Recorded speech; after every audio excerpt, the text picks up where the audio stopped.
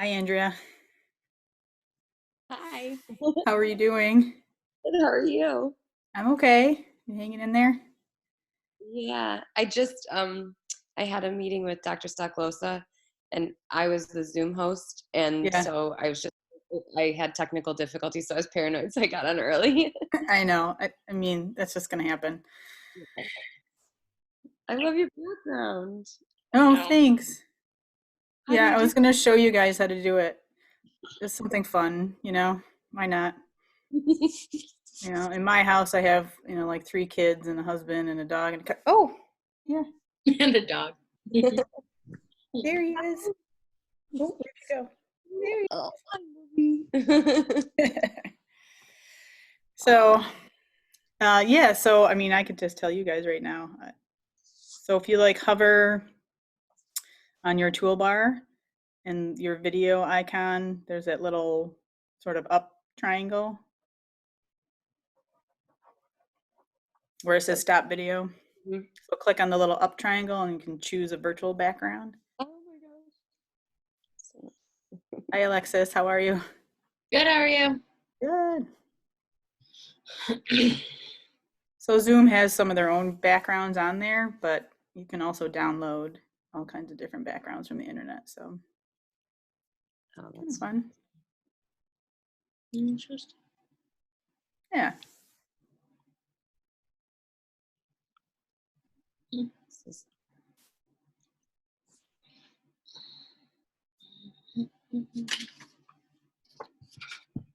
Okay. Well, I will be back. I'll see you guys in a little bit. okay, sounds good. Oh,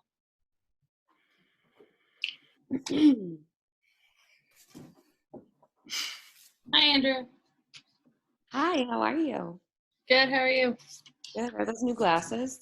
Yes. I like them.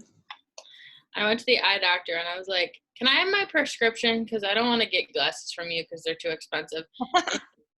I was like straight up with him. Yeah. He also drives me nuts because every time I go to him, he's like, you should have gone to medical school. And I'm like, so I was like, I'm not getting glasses from you. And he's like, I'll give you a discount. And I was like, okay. I like them. They have a little teal in them. Yeah. There's like all blue and orange. And It's so cute. I love them. Okay, well, I'm gonna go back on mute. me Protocol, too. you know. Okay, bye.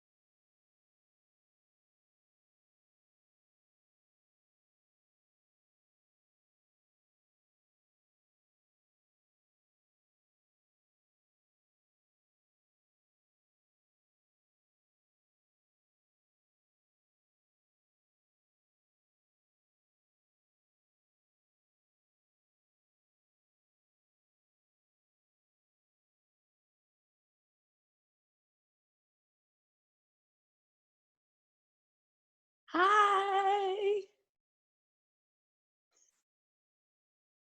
You're on mute, I think.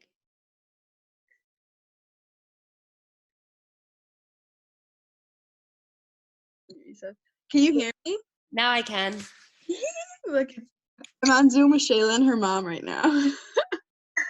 Ah, oh my gosh, that's so weird. It's like a meta Zoom.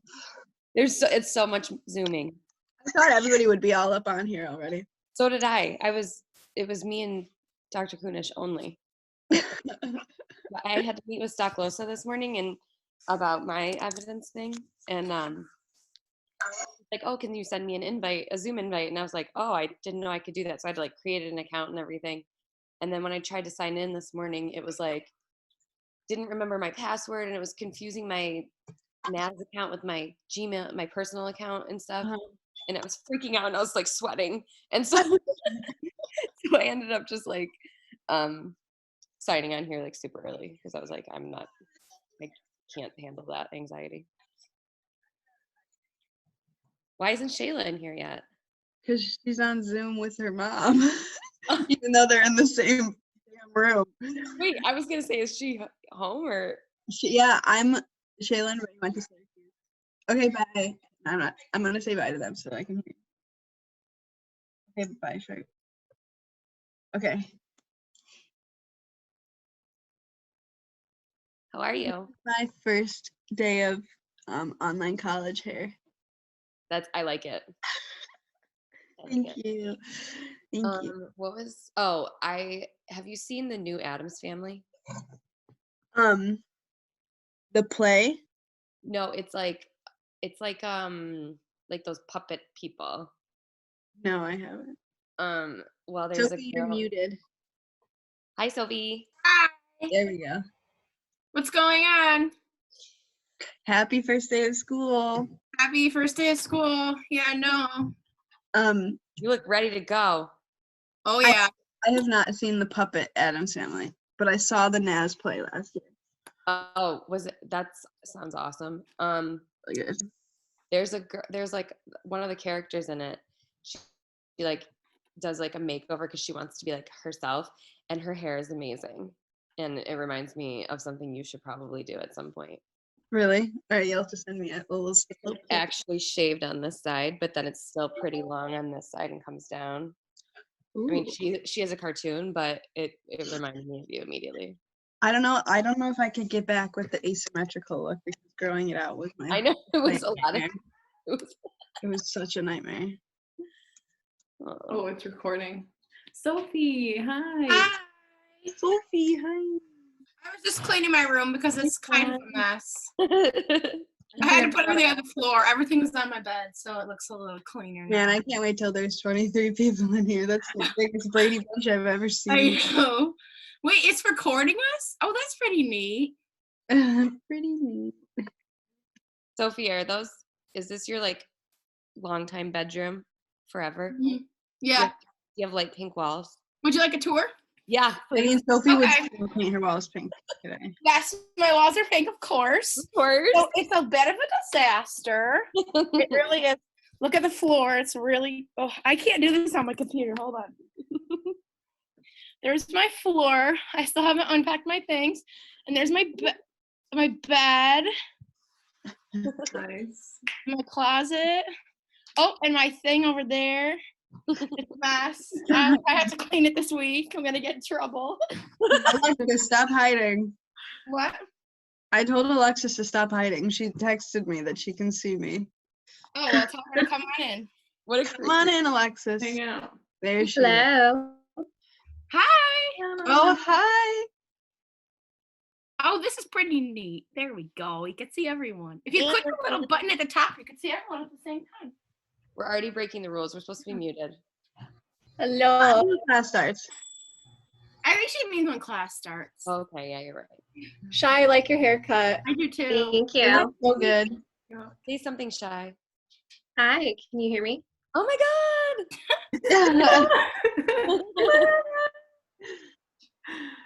How are we going to fit everybody's faces on here? We're I not. think it Or just not. keeps getting So funny. smaller. Everybody's getting smaller. I can only see 4 people right now. Wait, hit the little buttons on the top right that looks like blocks. Okay. What? Oh. Gallery view. Yeah. How do you see everyone? It's so funny. Hi. Aw, I missed you guys so much. Me too. This is gonna be so fun. Yeah, it's all these squares. Oh Wow. boy. Hi, Madison. Hi, Michaela. Hi. Hi. Hi, everyone. Hi. I was so mad when I saw snow on the ground today. Yeah, you too. That was a disappointment. Never mind. I'm bored already. I'm bored. I'm bored. Wait, Madison and Michaela, are you guys back in Rochester or no? I am. Only Michaela is? I saw them on the Yes, I'm very lonely here. Anyone together? I'm in Rochester, but I'm with a friend, so he's letting me stay here with him. Oh, that's nice. Yeah. I like your hair. Thank you. It's definitely different. Off short hair.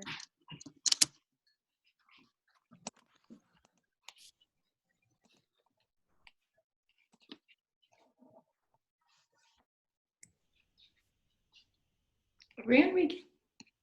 What is this? Week 9? Yeah. Mhm. Oh. Well, what's everyone been up to? I gotta go brush my teeth.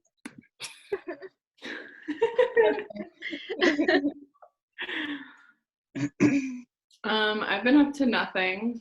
Good. Pretty much. Well, that's a lie. Rachel and I have been working diligently on our neuro project. Oh, love that. Yep. Kind of studying. How about you? Nothing much. Wait, it highlights you if you're talking. Someone talk. Hi. Oh, it worked. Hi, Zoe. How many are there? Oh, my computer's gonna be so heated after this. Oh, I wonder if I should get my charger. Anna, did you get your hair cut? Same. Yeah. Yeah. You could have Myself. Oh, yeah, sure. Ooh. Yeah, I cut it because I was bored and then I ruined it and had to go to the hairdresser. I like it. Thanks.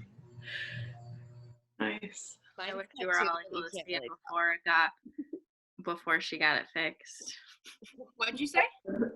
I said I wish you were all able to see it before she got it fixed. It looks I'll fantastic. send I saw it. Send a I picture. saw it. I'll send a picture.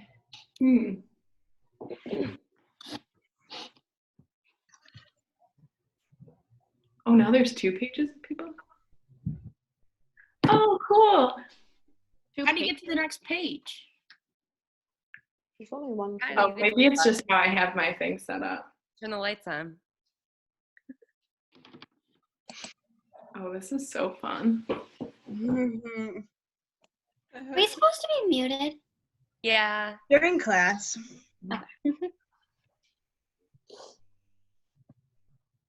Is your room purple, Katie? Yeah. So is mine. That's fun. Where are we missing?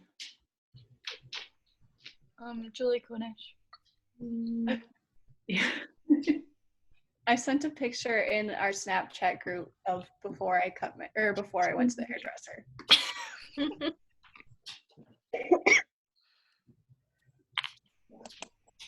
Anna, I love your work.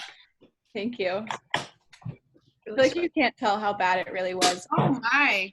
That is Oh my. some long bangs there. Mm-hmm. I was trying to give myself like a little angle. Did you try to go for an angle thing and it didn't really work? Yep.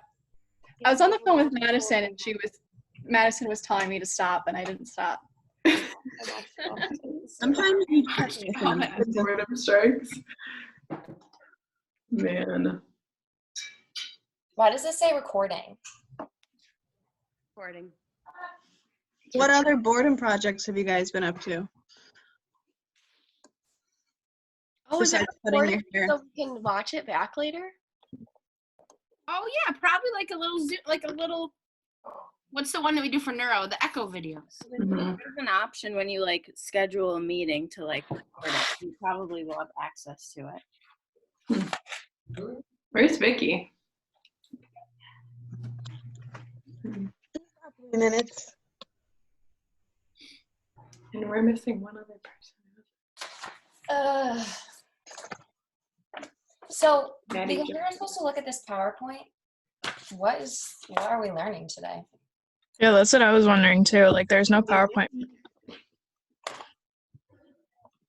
Not that I've really. There's a vision one. Isn't there? Learning. Isn't there this one? Yeah, that's what she said to review on our own, but I really haven't done all of it yet.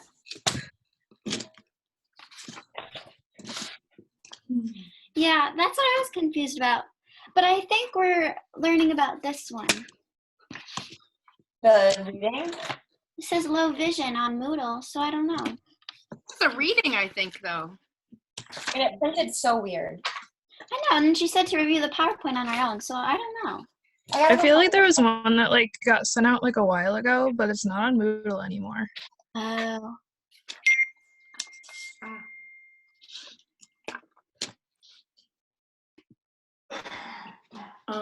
Does anybody know how to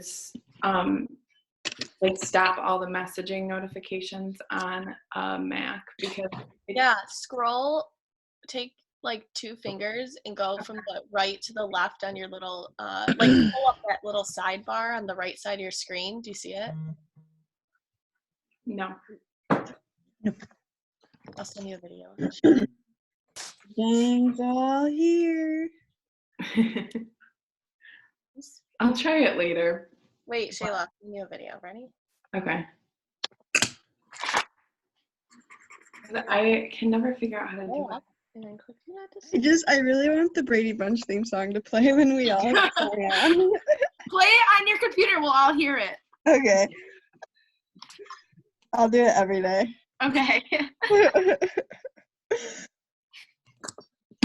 Okay, Shayla, it's sent. Okay. How do you guys make it like this? On the Little, screen? hit the blocks on the top right. Go to gallery view. I don't have. Oh, there's everyone. All right, I'm muting myself. I miss you guys. Miss you. Me too.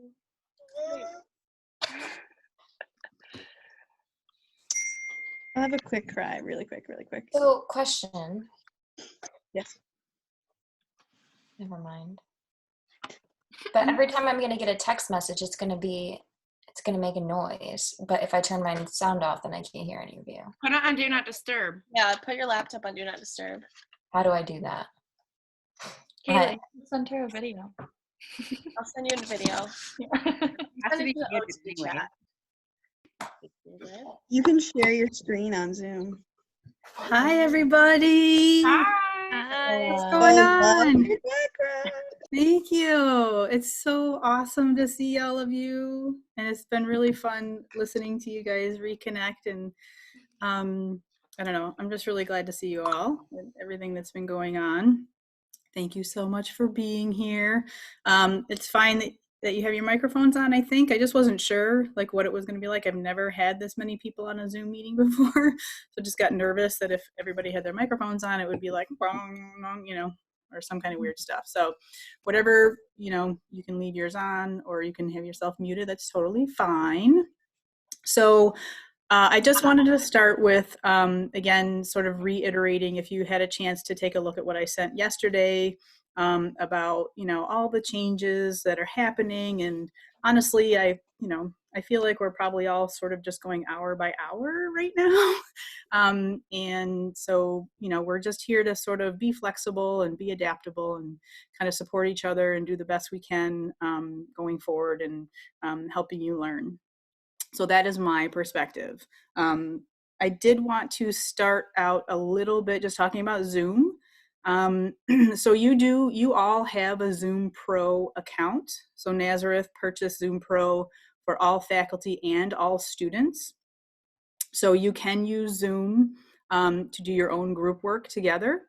And having Zoom Pro means you can have meetings, like group meetings together longer than 40 minutes. Like, so the free Zoom account, you can only do meetings with multiple people on it for 40 minutes, but you all have Zoom Pro now. So please feel free to use that for any group work that you guys are planning on doing or that you need to do.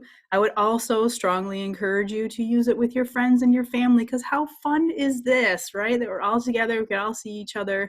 So please take advantage of the Zoom Pro account and sort of connect with your family and your friends, and I don't know, you know, have a little Zoom Pro party and everybody has a glass of wine or a beer together and just sort of hang out. So please use it to, you know, kind of de-stress yourself a little bit and, you know, connect and socialize with people that you can't see right now. I did want to show you some fun stuff because we just need some fun things right now. So I have a virtual background going on behind me. Y'all know I love Up. It's one of my favorite movies of all time. So that's the one that I picked for today. I'm going to try to do a different background each time that we meet, just for fun, just for giggles, because we need it. So you also, if you want to do a virtual background, if you want to have some fun with that, if you hover in your toolbar down at the bottom, and there's an icon there that says stop video, and there's that little sort of up arrow. If you click on that and then you choose virtual background, and then you can pick a background. So Zoom has some backgrounds on there. Some standard backgrounds on there, but you can go on the internet and download. Yeah, there you go, Anna. Are you in San Francisco now? Fun. But you can download all kinds of, like, Disney, Pixar, whatever, all kinds of backgrounds. So it's just kind of fun stuff to do. Yeah, so if you haven't, if you still have all of us on a picture sort of scrolling along on the top of the Zoom screen, you can click the gallery view and see everybody at once, and we look like a gigantic Brady Bunch, which is really fun. And that's a way to get to see everybody. I actually have my son connect, and my husband helped me connect my laptop to my 50-inch TV screen, and I see you all even bigger up on the TV, so I can really get to see you, your smiling faces. So just some fun stuff. If you want to, and go back down to your toolbar at the bottom and click on chat. There should be sort of a section that opens up on the right-hand side. And in that section, you should be able to raise your hand. You should be able to say yes or no. You can also, at the bottom, enter text at the bottom. So if there's something that you want to say while I'm talking, you can enter it in there. Like I'm typing, hey everyone. So I will try to monitor sort of the chat and the raised hands and things on that side as I'm talking. Just bear with me. You know, it might take me a few minutes to remember to look at it. And if I'm going on and on and on, and you know, you really need for me to stop, and there's a question that you need to ask, just turn your microphone on and say, hey, hold on a second. Can you stop for a minute? Yeah, so those are sort of all the Zoom things that I wanted to talk to you about a little bit. Oh, one other thing. So as we go forward with, when we get to where you guys are doing the presentations of the conditions of the eye that are coming up, I've sort of been going back and forth in how we're going to do that, but I think it's probably best. I was thinking that I would take your PowerPoints and share the screen just for time management, but then I have to manage your PowerPoint while you're presenting. So I'm thinking maybe if one of you, you know, whoever, one student shares the screen, and then you can manage the PowerPoint. So just have your PowerPoint pulled up onto your laptop for that day, for that morning when we're ready to do those presentations, and then decide who is going to be the one to share and manage the PowerPoint. So if you hover on your toolbar on the bottom, you can see that green arrow that says share your screen. So I'm going to do that. Let me pull up just so you can see what it looks like.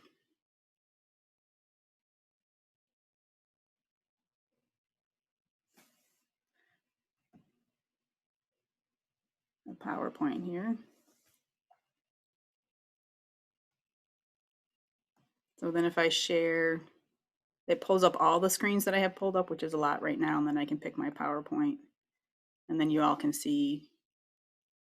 So that's what I would want you guys to do. So have one of you decide who will be pulling up the PowerPoint and sort of managing the slides while you're talking.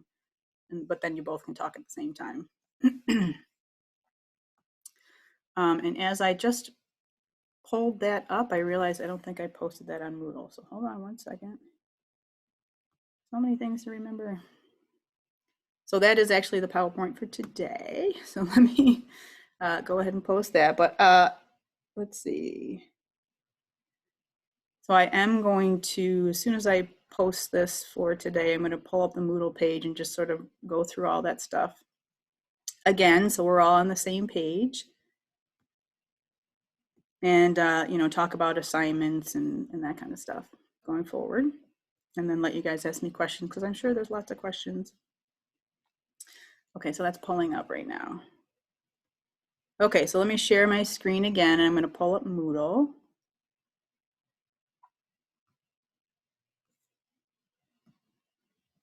Okay. So a couple changes that I've made on here that I want to point out is there's this news forum here, and this is where I've been, I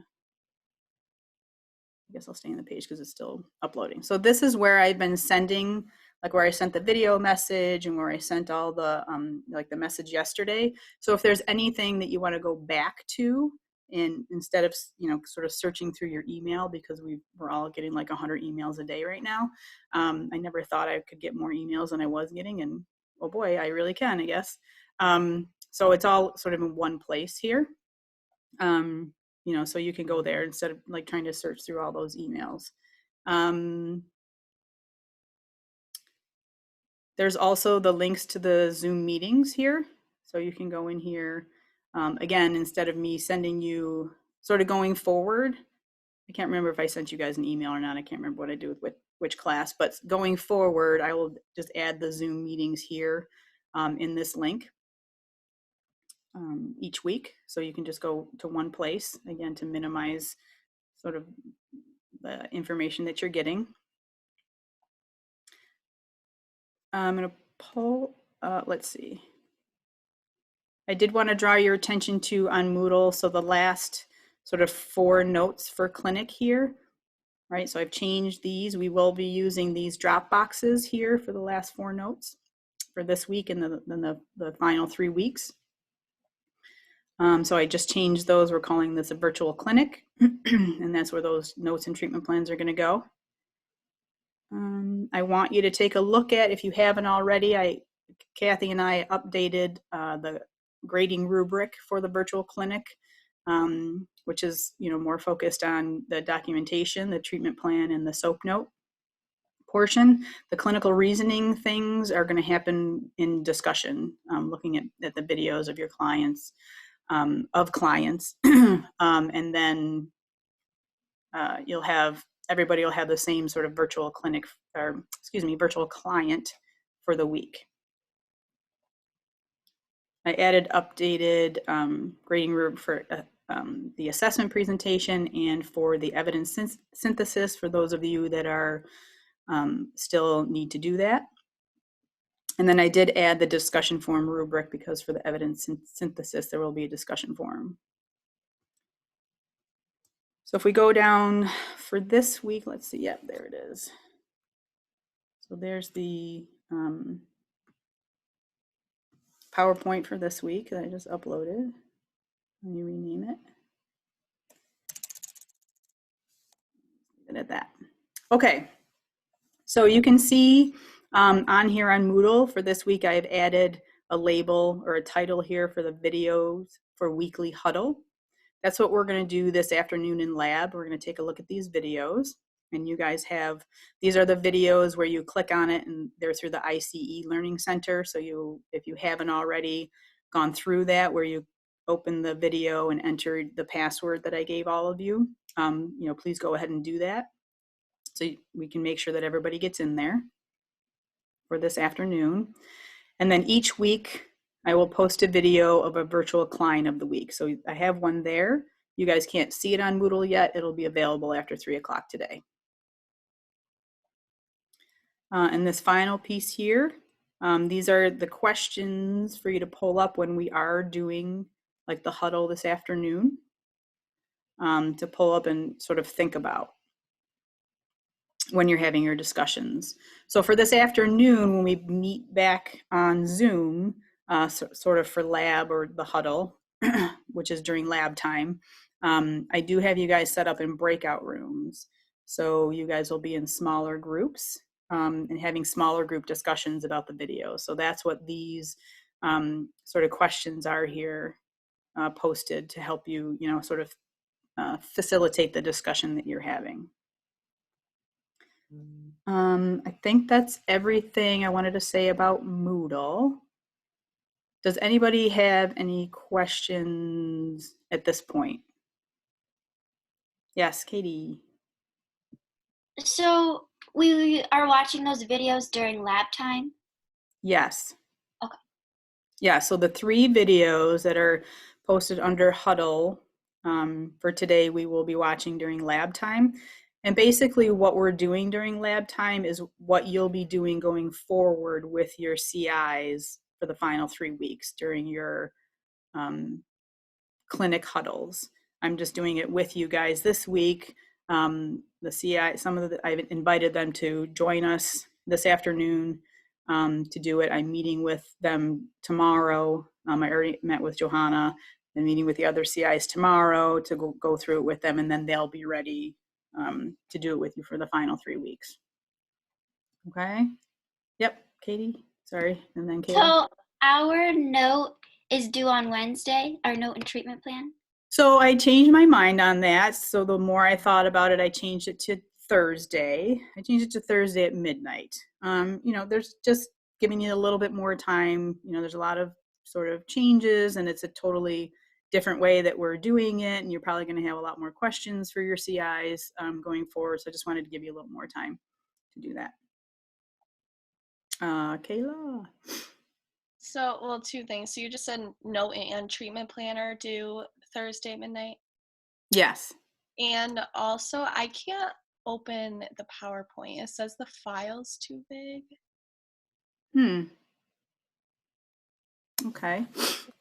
I don't know. It gave me a problem the first time I did it, but I just reloaded the page and it worked again. It wouldn't let me do it on Safari or Chrome. Uh-oh. Let's see.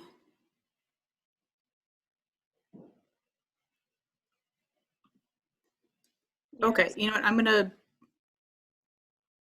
finish what I'm saying, like go through what I'll look at the PowerPoint in a minute. Okay. And try to figure out what's going on with that. Our clinic materials due Thursday at midnight for all clinic sections. Good question. I would say for this week, the clinic stuff will be due Thursday at midnight for this week. And then going beyond this week, you can decide with your CIs when the best due date and time is for you guys, for each group. Let me write that down so I tell them the same thing. Let me see, clinic notes.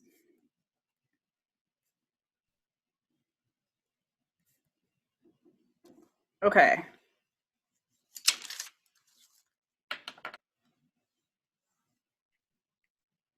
Okay, so I just want to talk a little bit about, so I'm going to pull up the class schedule now.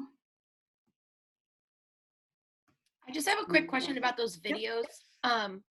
So are we watching those 3 that say videos for weekly huddle with our CI during the huddle, and then we watch the virtual client of the week on our own, and then like, are we supposed to watch those 3 videos before the huddle? I'm going to get to that in a minute. Okay, sorry. That's okay. It's totally fine. I'm going to get a little bit more targeted on clinic in a second. Okay. So this week we will still be writing a note, even though we're not meeting with our CIs. Yes, you'll be writing a note after this afternoon. Yep. a no Anna treatment plan for Molly, who is the virtual client. Okay, so let me pull up the class schedule. Okay, here we are today.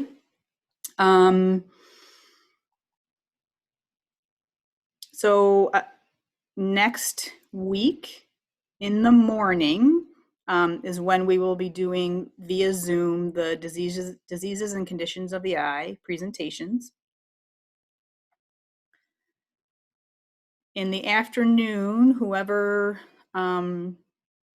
is assigned the vision evidence synthesis presentation, that will be due, that's asynchronous, right? So it will be due for you to post by 1 p.m. that afternoon in the discussion forum, and I will create a discussion forum for that next week. For the rest of the students, completing the discussion forum about the evidence synthesis will be due, what did I say? By Sunday at midnight, the following Sunday at midnight. Okay, so again, that's a discussion forum, is a way to help you guys engage in the learning and, watch the video and have some sort of asynchronous discussions going forward for that. For the assessment presentations, so if you look on the class schedule here, for that day, March 30th, these are the assessment presentations that are due. And for the assessment presentations, I'll have a discussion forum for those, and you'll post the presentation in the forum. So for the video presentations, oh no, those aren't in groups, right? You guys are doing those. You guys have the assessments individually, right? But the evidence synthesis is more than one person. So for the evidence synthesis, I know it's probably difficult to make one video since you guys are separated. So it's totally fine in the discussion forum for one of you to post like part 1 of the video and then one of you to post part 2 of the video. So if, one of you makes, does the first part of the presentation on video, and then the other person does the second part of the presentation on the video, and then one of you should post both of the videos. Or I guess if that's hard to figure out, then, one of you post part 1 and one of you post part 2. Just title it so we know, so the students know how they should be watching it. Okay. Yeah, so back to the assessment presentation. So those 4 that are due for that day here, you will post in a discussion forum the video, and then there will be a quiz by Friday. And again, this is just to check for learning, just a way to sort of encourage you to look at the videos asynchronously and engage with it and answer some questions about it. For those of you that are presenting assessments that week, you won't have to do a quiz for your own assessment that you presented, but you will still do the quizzes for the other assessments that are presented. So I will create a quiz and have it posted. I think have it, probably ready to open by Tuesday morning after the assessments are posted. And it'll be open until Friday by midnight.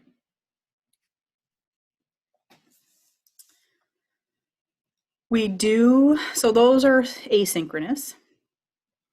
We do next week have Heather Coles, who is a speech professor at NAS, who is going to do an online synchronous lecture regarding aphasia. Okay, so I will post a Zoom meeting for that. And so we will meet from 2 to 3 online for that lecture.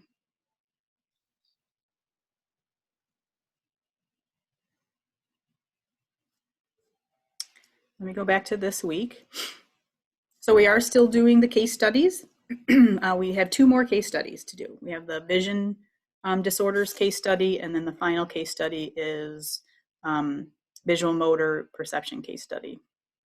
So I did post for this week on Moodle the case studies for vision disorders, and I posted the groups going forward.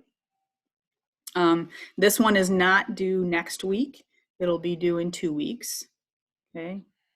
So this one will be due April 6th, just to give you guys, again, trying to give you guys some time to adapt and, you know, spread things out for you a little bit to give you time to get this work done. Those case studies, as we go forward, so on April 6th, you will still drop your completed PowerPoint sort of case study. You can create a Google Slides that everybody can work on the PowerPoint together, and then you can download it as a PowerPoint. Somebody can download it as a PowerPoint. One of you can drop it into Moodle by 1 p.m. on April 6th. And then we will do our case study discussions on Zoom that afternoon, start in lab at like 1:30.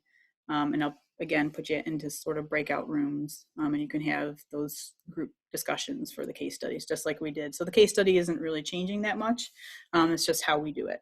So that's how that's going to work for the case studies. And then for the final one on April 13th.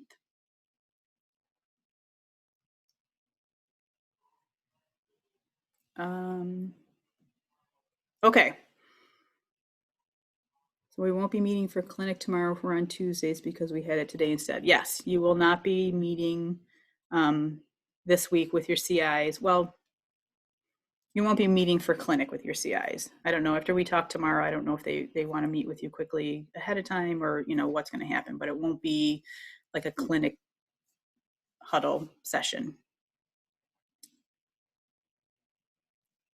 Any questions about the assessment presentations for those of you that are doing them, the evidence synthesis, case studies? I have a quick question. Cool beans. You guys are awesome. Oh. Can I ask a quick question? Oh, yep. Sorry, I don't know if you can hear me. Is for the video, is it okay to do like a video of a PowerPoint presentation with like voiceover, or do you want it to be like That's totally fine. However, you can figure out how to do it. Okay. Yeah, I'm just not super good at video, so I'd be easiest. Yeah, it's probably the easiest. You can also do, if it's really hard to, because I'm not, honestly, guys, you know, I'm not super techie, so I'm right there with you. If it's really hard, it's very difficult to figure out for you how to do like a video of you doing it. I wonder if maybe if you could do it on Zoom, like create a meeting.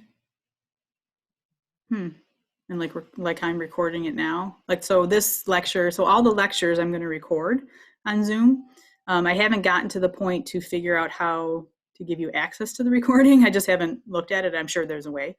I don't know if you just go back into the meeting invite and then you can see it, or if I have to do something more than that. But I'm wondering, let me do a little more research on Zoom meeting recordings.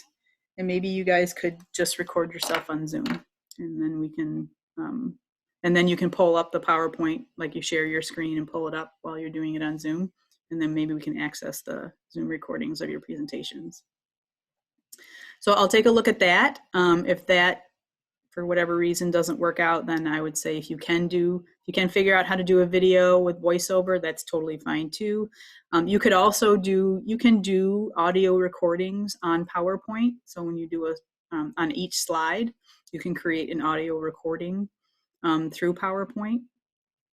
So if that is the way, the best way that you can figure out how to do it, you can do it that way too.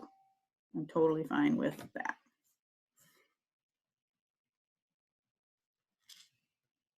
Okay, any other questions?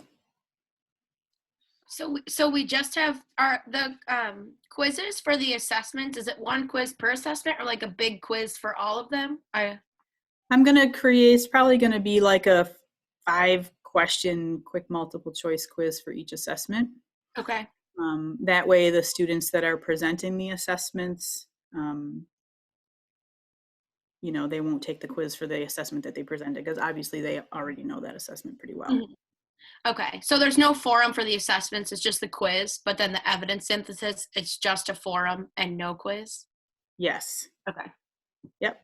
Yep. Just trying to. You said that in the video too, I just wanted to make sure. Yeah, Okay. that's cool. Thank you.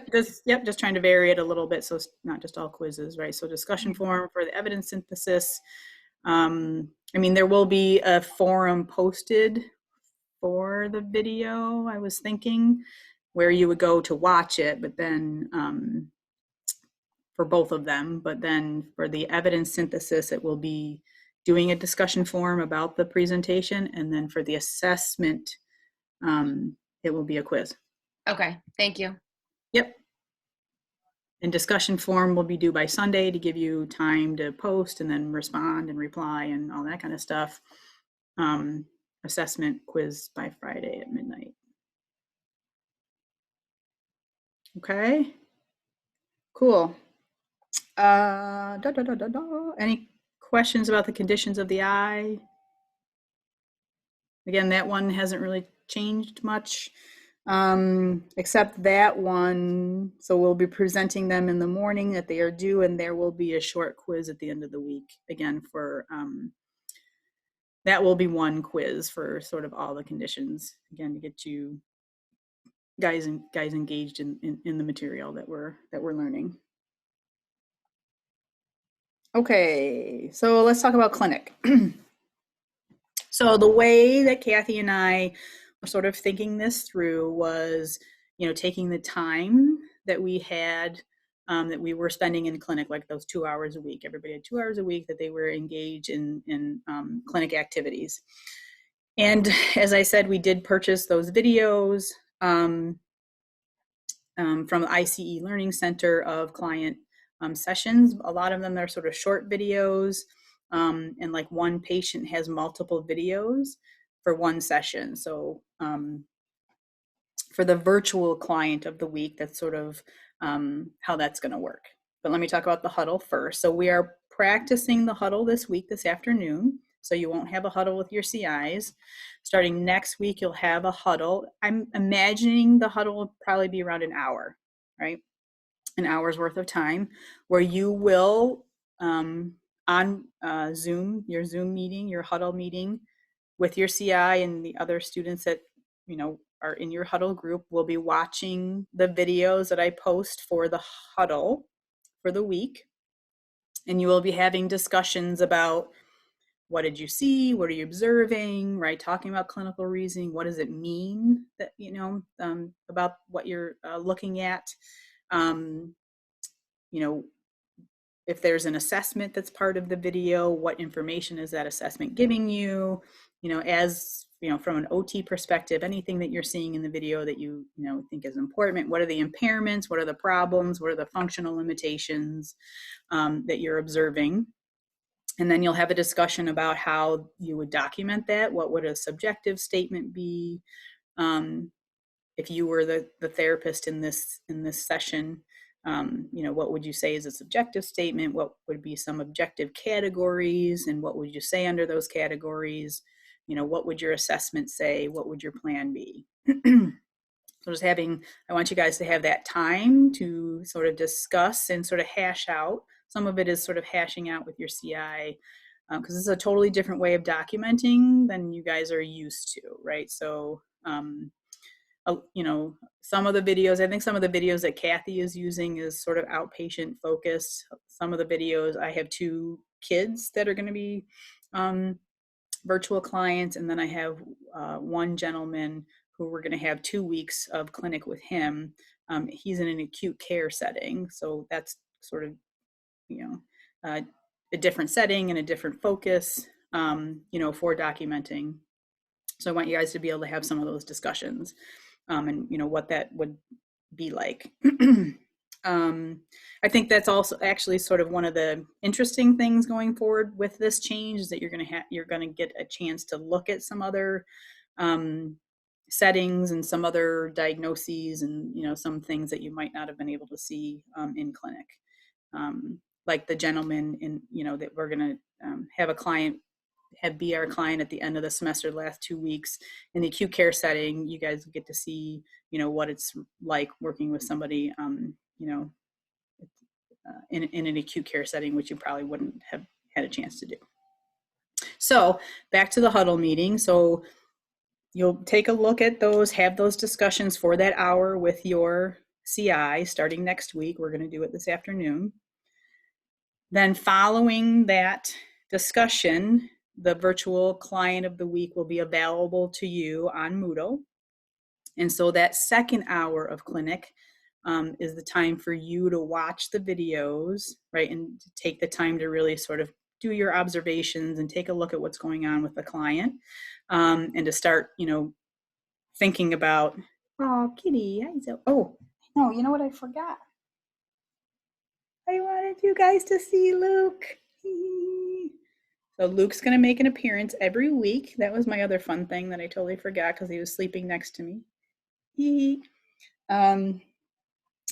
So anyway, so then you'll take that hour to do your observations, watch the video with the virtual client, and that is the person that you will be writing the note and the treatment plan for, right? So you'll be documenting the session that you're watching in the videos in a SOAP note format. And then you will be writing a treatment plan as if you were seeing that client next week. Okay, so it will be goals, it will be objectives and activities and frameworks and models and approaches and all of the things that are on the treatment plan template, as if you were seeing the client the next week. And that's what would be due for this week. It'll be due Thursday by midnight. Questions at this point about virtual clinic? Yes, Tyler. Do you want 2 long-term with 2 short-term each for the same treatment plan format, I guess? I think. Excellent question. I think yes. I'm just thinking about the client for this week, next week, just to make sure that there's enough information. I think there's enough information in the videos for the virtual clinic that you could write 2 long-term goals with 2 short-term goals each. Now, that being said, you totally understand that you don't have all the client details and all the client information like you would in clinic, like if you did an occupational profile or parent interview and all that kind of stuff. So we are, you know, taking a look at these notes and these treatment plans with that understanding that you don't have all that information. So we're just expecting you to write the note and write the treatment plan based on what is in the video. Okay, does that make sense? And, you know, I met with Johanna yesterday and I'm meeting with the other CIs tomorrow. But, you know, really our focus here is, you know, that you're learning, you know, and we understand that it's completely different. So, you know, the grading really is the focus of, you know, does it make sense what you're writing, right? Are you making the connections? You know, the goal that you wrote for the client, you know, does it make sense from the session that we are watching? And, you know, things like that. We're not going to quite be as nitpicky as we would have been if, you know, if you were writing a note for Tony, right? I'm not going to be quite as nitpicky because we don't necessarily have all the information like we would have when you were working with your client in clinic. Okay. Any other questions? So we'll just see how this goes, right? So it's brand new for all of us and brand new going forward. So yeah, we're just gonna do it, guys. We're just gonna do it and we'll just be adaptable and flexible as best as we can. Let me see. Okay. I think that's everything that I wanted to go over. I'm going to take a 5-minute break, guys, and I'm going to take a look at that PowerPoint and see if I can figure that out. So we will meet back here at 11:45. Okay, if you guys need to run to the bathroom and get a drink or pet your cat some more, whatever. I'll be back in 5 minutes.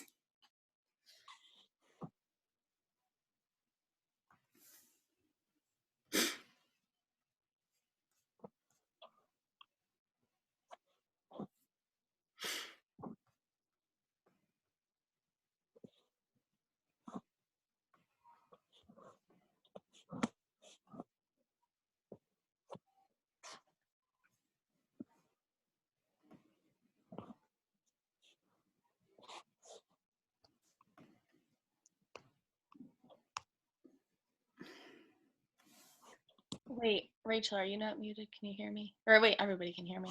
Quick question. Sure. She said something about Zoom Pro. Are we in that right now, or do we have to like Yeah. download it? No, I think it's something we already have automatically. And I noticed, like, I think we didn't have it last week because I was on Zoom and I saw something like you can't Zoom for more than 40 minutes without Pro. But now I don't see that anymore. So I think But how would I like go about creating like a Zoom meeting with like a couple people if I need to work like for the case study or something?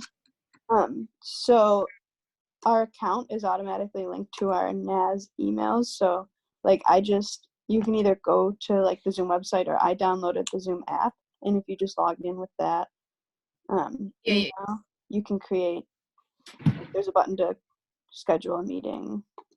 That's how I sent you the invitation for our Germany meeting, Kayla. Oh. You just have to have the app on your computer. You just go to the Zoom website to get that. Yeah, or like you could probably, I don't know how Macs work, but I assume there's like an app store. Okay. Oh, I did it on the NAS website. If you Google Zoom, on the Hi. Hi. Nice to see you. Hi. Hi, how are you? Good. How are you? Hi. It's lovely to meet you. Rachel. What'd you say? She said it's lovely to meet you. Nice to meet you too. Oh, hi. There's a long word. See. I'm showing him your puzzle. Oh. Oh, that looks so fun. Okay, Shayla. I have like 2,000 pieces. Boring days come along. What was that? Glad to have Maddie with me. She's the best, isn't she? She's talking now. Marissa. Hi. I said Maddie's the best, isn't she? She is my sweetheart. Oh. Oh my She is my sweetheart, and I love every minute she spends with me. You're gonna make me cry. Aw. Oh my God. Don't cry, Maddie. It's okay. Maddie's gonna cry now. All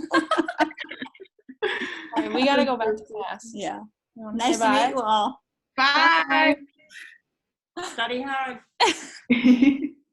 Stop it, Maddie. She is so cute. Oh my God. Oh Hey, my. Rachel. Yes. Our assessment is due April 6th, right? It looks like it got moved to the 13th. Yeah, that's what I meant to say. Okay. Okay, cool. Yeah, 13th. DTVMI. Yeah. Okay, and then that one we're gonna have to make a video for. And everybody watches it and does the forum Probably. because it's an assessment. I don't know. I'm gonna be happy. Oops, my shorts make it look like I'm not wearing pants, so I'm just gonna do that.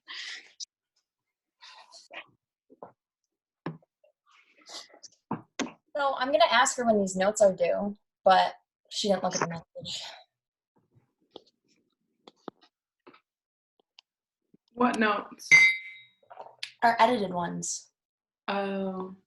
I just got my initial eval back yesterday, so. Yeah. I think those are gonna be due next week, not this week. I think that's what she said in the video. Because she said I think I need to rewatch the video. She said so much in the video. that she said something about that she knows that our neuro ones are due this week, so she's gonna. No, that was about the discharge, Kayla. Yeah. That was about the discharge summary. It's not due this Sunday. It's going to be due the next week. Wait, when is our neuro discharge summary due? This coming Sunday night. This I think. Sunday. I have to still look. I looked at Kava. I need to go through my Our emails notes again. are due today, but then the discharge is due Sunday. Do we know when the COG one is due? Like what actual day? Because I wrote down the 2nd, but did she say that? I don't know where I wrote that. I think she said the 3rd because she said she wanted to make it a week after. Yeah, I think she said like April. I'm almost positive she said April 3rd. 2nd or 3rd or 4th or something like that. That's what I wrote down. I wrote down the 2nd, but I have no idea where I got that from, so I could have just made that up. For the discharge summary? Yeah, Addie, she did say the 2nd in her video. Why did I write it on the 3rd? Okay. So it's due next Thursday. Yes. Yeah, Oh, good. I had it. I'm on the wrong week. But if there's confusion, we should just ask.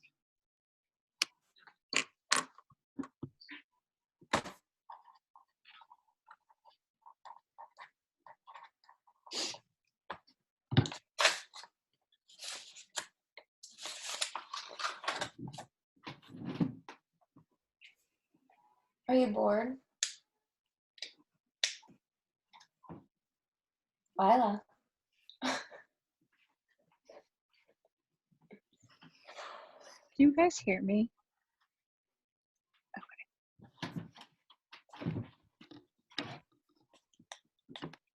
Guys, I broke a ride at Disney World. I had to go to the bathroom and it shut down. You guys, it was so funny. They were like screaming on the loudspeaker. They're like, "Do not leave! Do not leave! Please stand! It's gonna stop! Stop!" They were so scared. It's hilarious. That's typical Katie, having to go to the bathroom right before. Yep. I thought I could hold it, but I really couldn't. It was during. It wasn't even before. It was like halfway through the carousel of progress, if you've ever. And then we got stuck. So funny. My cat's been straight up sitting in my chair looking at you guys this whole We all have cats around. I have mine too. She's over here. Lila's mad because I'm making her stay in my room with me. She's so cute. Oh. I want my dog here. I was gonna bring the puppy up, but she's sleeping. Oh. Is she there?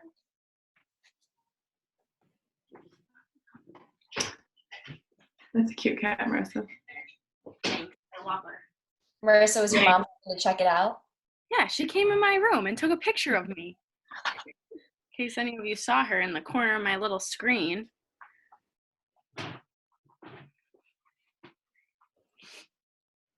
My mom still won't let me come home. So I'm just living at Griffith's. My mom won't let me go anywhere but home.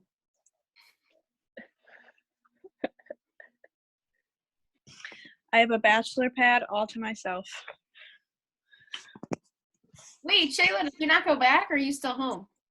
In case I'm any at of you guys were home. Won't let me noticing. leave. We're on a permanent 5-day lockdown starting yesterday. Nobody goes in, nobody goes out. You're stuck. Why 5 days?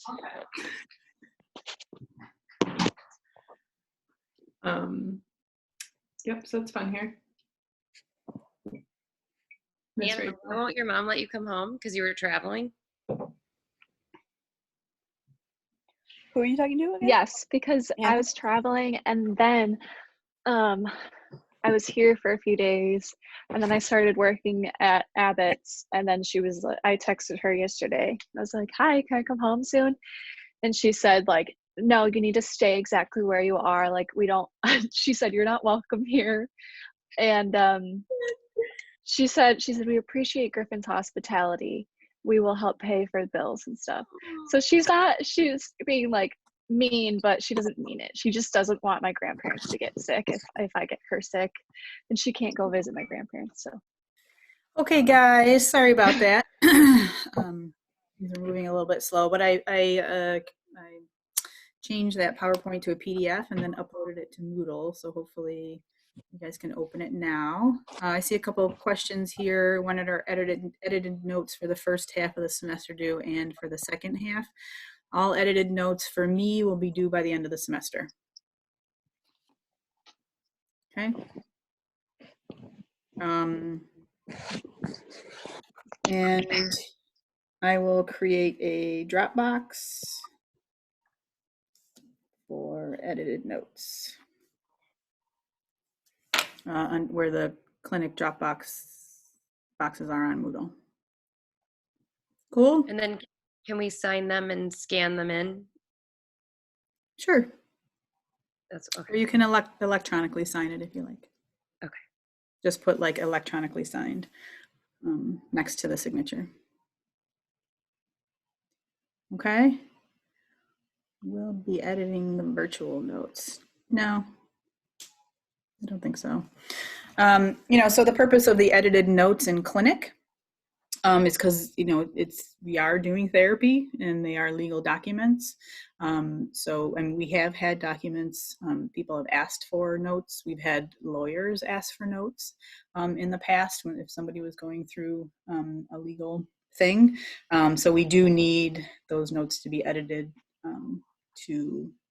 because they're legal documents. The virtual client, we don't really need those notes edited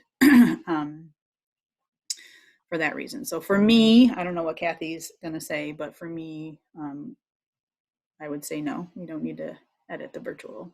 I would very much like you to look at the edits, right, for learning and, the comments and whatever, your CI is saying, but I won't require you to drop edited virtual notes.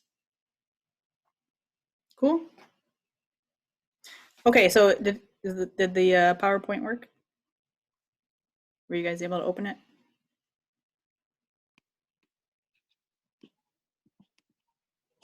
It's the accessible PDF. Yeah. Yep. Okay. So I will say, and I did, I had to, because we lost that week, I sort of had to cut out what Dr. Hebert was going to present, which was the review, the vision review. So I have her PowerPoint there for you to review, and it really is a review. So that's why that's the piece that I sort of cut out, and just wanted you to take a look at it on your own. So that will be on your own time. You can take a look. That's the vision review and application to neurological conditions. That's the PowerPoint we should have open right now? That's the one that you should review on your own. Oh, okay. And what's the one we should have open right now? Because I'm not seeing another one. The accessible low vision in occupational therapy. You might have to reload your Moodle. Yeah, you might need to refresh because I just okay, I think I just did, but it's in week 9. Is it in week 9? Yep. Okay, I'll try. It's a PDF. It's a PDF, yes. I uploaded it as a PDF so everybody could open it. And it's called, the word accessible is in the title? Yeah. Okay, I'll look. Thank you.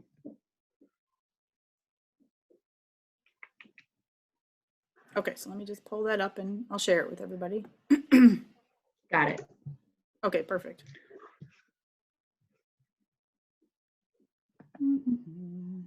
Okay.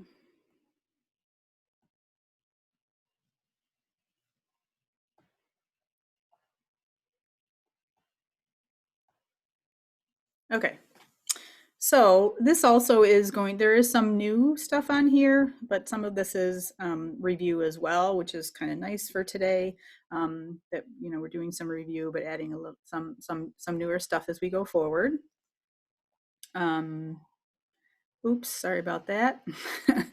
But just as a review, right? So we're starting our vision series. So for this week, we're talking about low vision. You'll be reviewing the PowerPoint from Dr. Hebert about the neuroanatomy,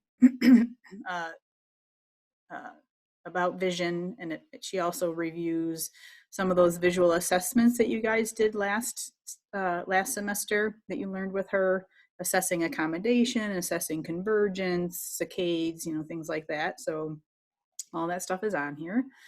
Low vision. So as OTs, we are very much involved in working with people that have issues with low vision. And we talked about this in 318. If you remember, low vision is when visual acuity is 20/70 or poorer in the better seeing eye and cannot be corrected or improved with regular eyeglasses. So somebody that has a visual acuity of 20/70 and cannot be corrected to better vision is considered low vision. Remember, legal blindness is a legal definition, right? And is legal definition for somebody to be able to receive benefits or services based on their visual difficulties. So it doesn't mean that somebody's totally blind, right? Most people that are legally blind do have some level of vision, but their visual acuity would be 20/200 or less in the better seeing eye with the best correction. Okay, so those are the two differences: 20/70 for low vision, 20/200 for legal blindness. And legal blindness is a definition for benefits and services. So here are some of the conditions going forward. These are some of the conditions that you guys are going to be presenting next week. These 6 conditions are probably the most common conditions in adults that you will come across with individuals that have visual difficulties. In kids, it tends to be cortical blindness. Okay, so cortical blindness would fall under sort of brain injury. So if there was an insult to the brain for the child during before birth, during birth, or right after birth, that would be congenital blindness. Okay. So we're going to learn more specifics from you guys next week about the rest of these.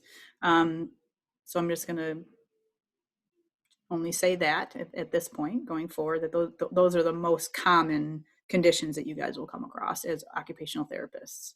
I did want to review sort of the different vision physicians out there. I think maybe we've done this before, but I wanted to do it again. It sort of, it's just important to do when you are talking about visual deficits and who does what. There's a lot of different people out there. So an ophthalmologist, their focus is the health of a person's eye. They are looking at the structures. They do consider how the impairments in the structures of the eye impacts the person's visual ability and how it impacts their function, but not really from a holistic OT perspective, okay? It's really more of sort of like how it works, what is the relationship between, their the structures of their eye and the impact on their vision, and just sort of, kind of like overall function, how that might impact somebody in their life, not necessarily in a holistic way though. So these are the people that you might go and see. Like my mom had a retinal detachment a couple of years ago. So she went to see the ophthalmologist, right? So they did all kinds of sort of tests and, to see what was going on in there, to look at the structures of the eye. And, they determined that she had a retinal detachment, and working from that diagnosis, how could they, what she needed to do for the retina to reattach, and how it's going to impact her vision, which luckily she did what she was supposed to do, and it did reattach, and her vision actually came back to her pre-condition. So that's sort of an example of an ophthalmologist versus an optometrist, who is looking at your visual acuity and from the perspective of correcting your visual acuity. And we'll talk about that in a minute. But there are also neurological or neuro-ophthalmologists. So these are like ophthalmologists that have a specialty, right? So their specialty is very specific to neurologic eye conditions or neurological eye conditions, right? So if there's been some kind of impact on somebody's vision because of a neurological or a neuropathology. So if somebody's had a stroke, right? So these might be somebody, people that we tend to work with too. Somebody's had a stroke, they've had a brain injury, something along those lines that cause some, visual issues. There are retinal specialists that sort of fall under ophthalmologists as well. So when my mom had the retinal detachment, she was referred to a retinal specialist. And to be honest with you, it was kind of crazy what she needed to do. In order for it to reattach, she had to lay on, let's see, I believe it was her right eye that detached. So she had to lay on her left side for 3 days, 72 hours, I think, staring at the floor in order to create this. It was like creating this little bubble behind her eye that helped the retina go back into place. And she just had to lay there like that until the retina attached again. She could get up to go to the bathroom, and that was it. She then had to lay back down. So it was pretty crazy, but she did it, and luckily, and her vision did come back. So one thing I'm realizing in that while I'm sharing the screen and talking to you guys is that I can't really see if anybody has any questions. I can't see the chat room at this time. So I'll just stop for a second. Does anybody have any questions at this point? Okay. Okay. If you do have a question, I think just because I can't see the chat room, if you just want to unmute and say, sorry, I have a question, that's totally fine. So optometrists, right? There are different optometrists. Again, the optometrists are the ones that are really looking at sort of like your visual acuity and how they're going to help correct that visual acuity for glasses and contacts and things like that. So there are general optometrists, there are low vision optometrists. Sort of the different is with low vision optometrists, it's a little bit more of a specialty, and they take a look a little bit more closer to visual fields and the impact on, you know, if somebody has an issue in a visual field. And they also take a look at scotomas, which is a portion of your vision that you have decreased vision, and we'll talk more about that as we go forward. There are behavioral and developmental optometrists, and they really are more focused on pediatric population for low vision. So there's lots of different people out there, lots of different vision physicians that are involved in, you know, people with visual impairments. It's just important for us to understand the role of these different specialists or these different physicians, and who you think, you know, your client should be referred to, or who they have seen, right, and the information that they are getting from that person and what it means for them. Okay, so we'll talk a little bit about low vision occupational therapy.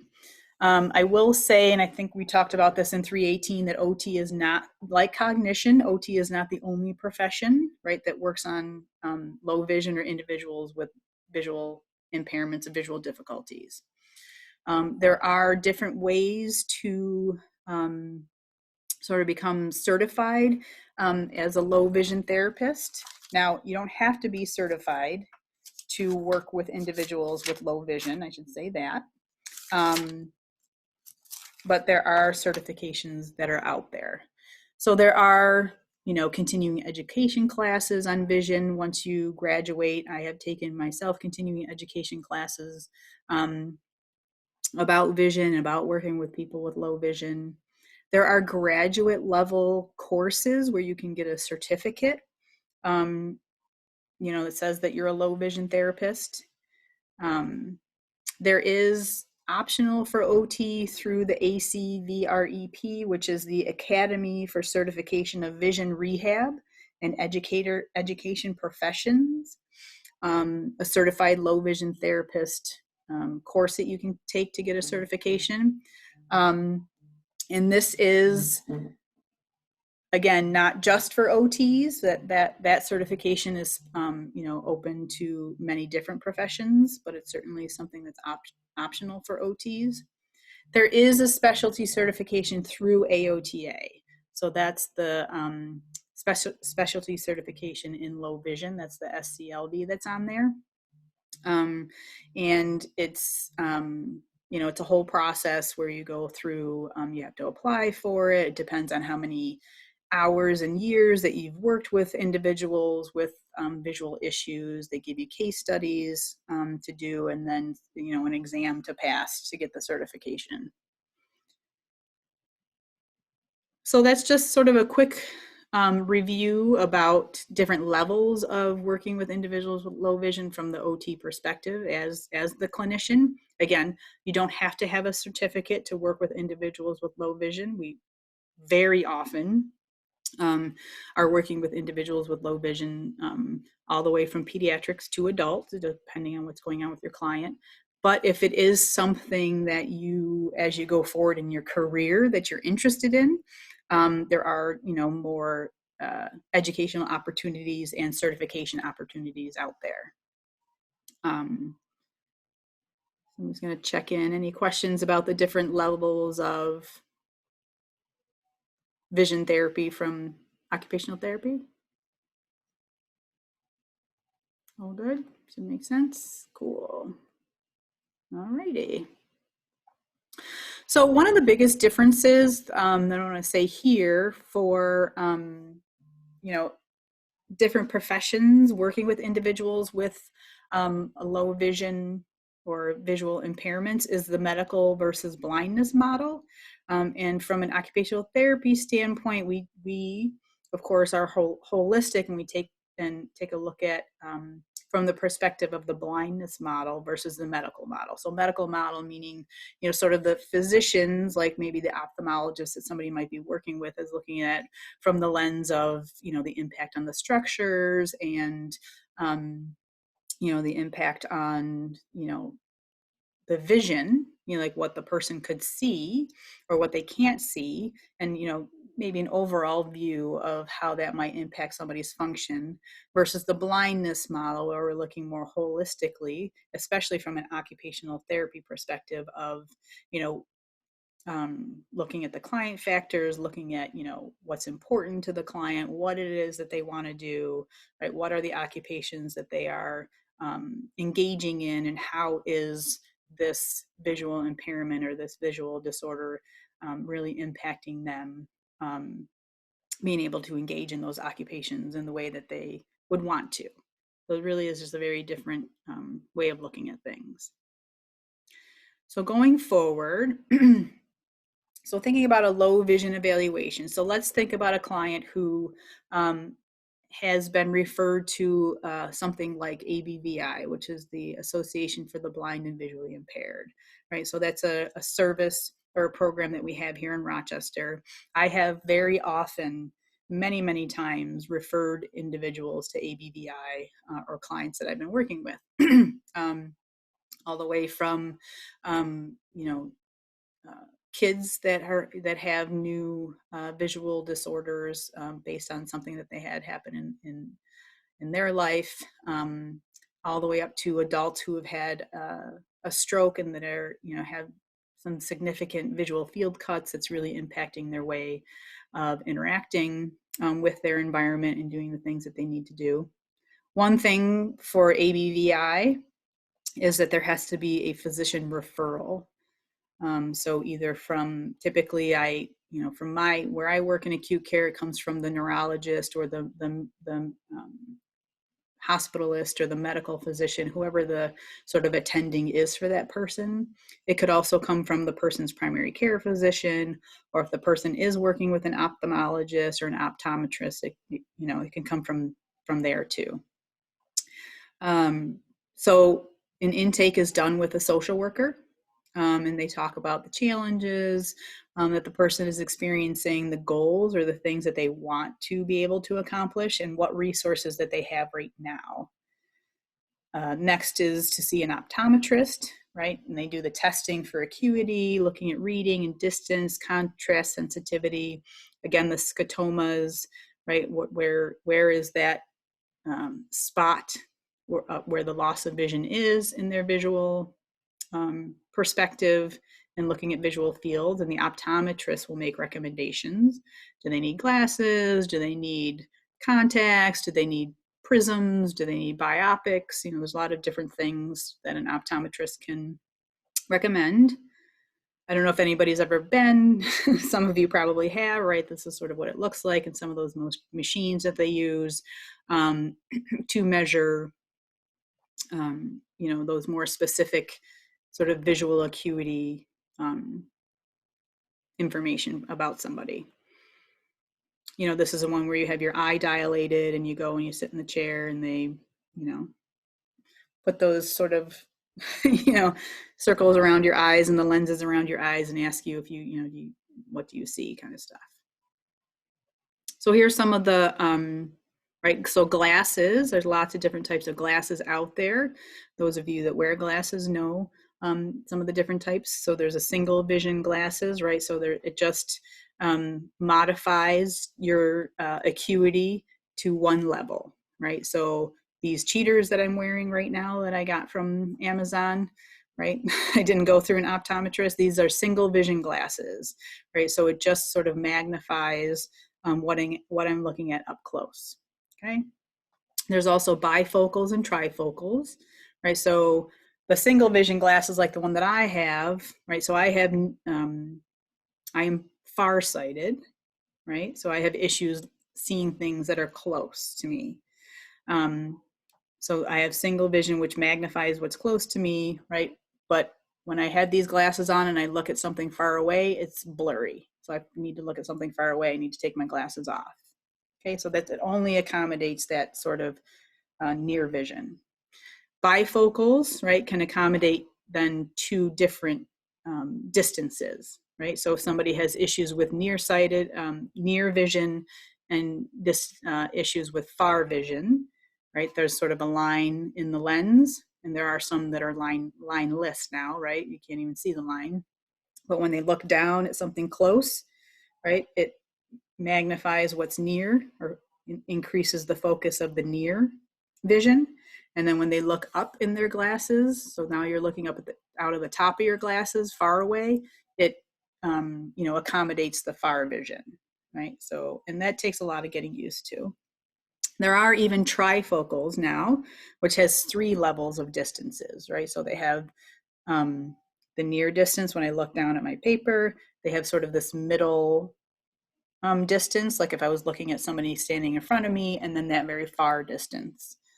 So you sort of go through all those lenses all right in one lens. But it does take, you know, practice for people to be able to, you know, learn how to use these. And like I say here, if somebody has a brain injury or a neurological condition, you know, these bifocals, trifocals, things like that are, you know, can be very difficult for people to tolerate. Any questions on the glasses? Makes sense to everybody? Okay.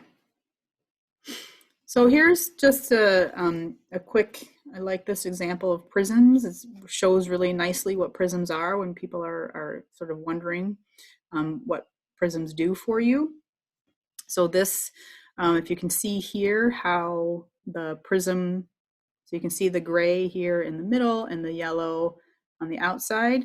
So the prism sort of pulls this peripheral visual information to the middle field, right? So if somebody is experiencing issues with seeing what's out in this lateral sort of peripheral space, and they put these prisms on, right? This prism pulls that visual information into more of their central vision so they can see it better. Again, something like this changes your visual field, changes what you're seeing visually, and changes, you know, it takes people some time to understand what it is that they're seeing. Okay, does that make sense for the prisms? Yeah, cool. So you may have a client or, you know, come across somebody that has a visual field deficit, right? That has, or what we would call a visual field cut, where they are not seeing what's going on in that periphery.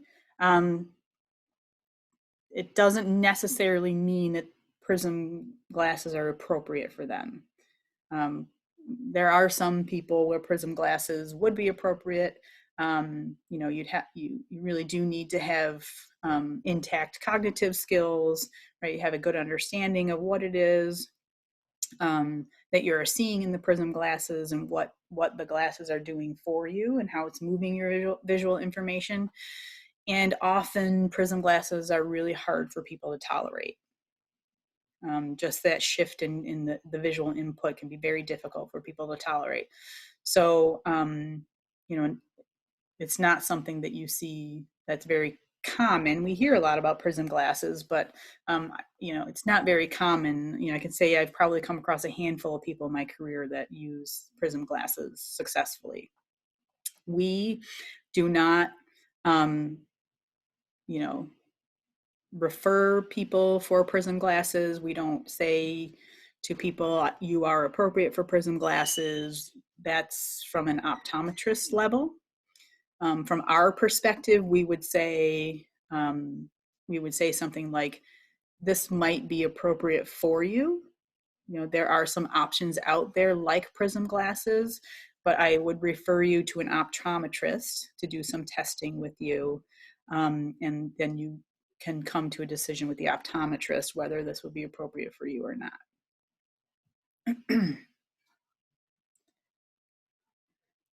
So other recommendations that could happen is different sort of filters, right? So sometimes people wear glasses to filter sort of the light in their environment and sort of the intensity of the visual sort of lighting information that's coming in to people. You may have seen people, you know, when you're out and about, or when you were out and about, you know, wearing sunglasses like this.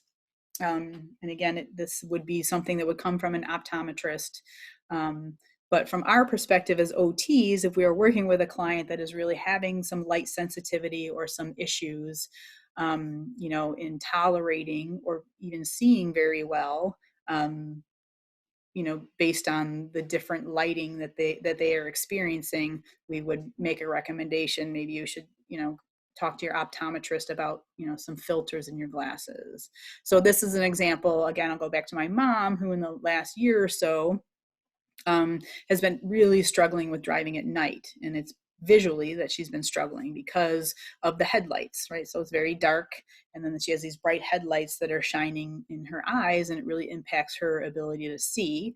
So I told her to go see her optometrist, and they, you know, found some filters, some glasses that helps filter sort of those very bright headlights, which really impacts her vision when she's driving and at night, and she feels much more comfortable driving at night. Another interesting thing that the optometrist told her, which I thought was, that I didn't know and was interesting, that when she is driving and, you know, somebody is coming down the road, if it's a dark road and they have their headlights on, that she should focus on the line in the center lane on the road, which will decrease the incoming light that comes into her eye structures. And she said that also helped her a lot. Whenever she sees a car coming, she's still looking at the road, and her peripheral vision is fine, so she can still see the cars and the things around her. But just that position of her eye looking down decreases the amount of light that's coming in through her eye structures. So that was pretty cool. And we know magnification devices, right? So these are ones that I don't have to go through too much, right? There's handheld ones, there's electronic and portable desk size ones that, and these are things, again, that we don't have as OTs, like in our clinic. We're not going to be like, here, you can take this magnifier.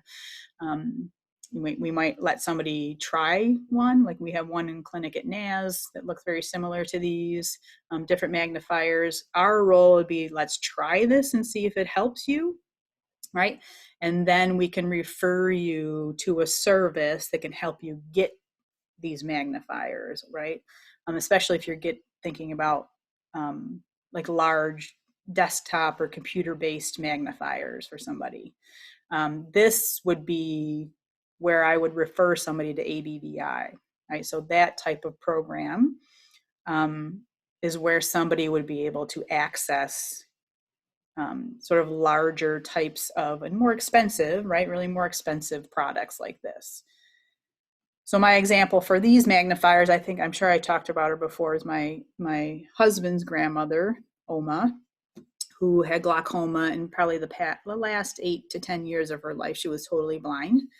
But before she became totally blind, she was referred to ABVI, and there was a lot of sort of adaptive visual technology that she had, and one of those was one of these big magnifiers that she used to read her. She would read letters, she would read cards, she would look at the kids' like school pictures when we sent them, so she could see, you know, their faces and things like that. So it was really very meaningful and very useful for her.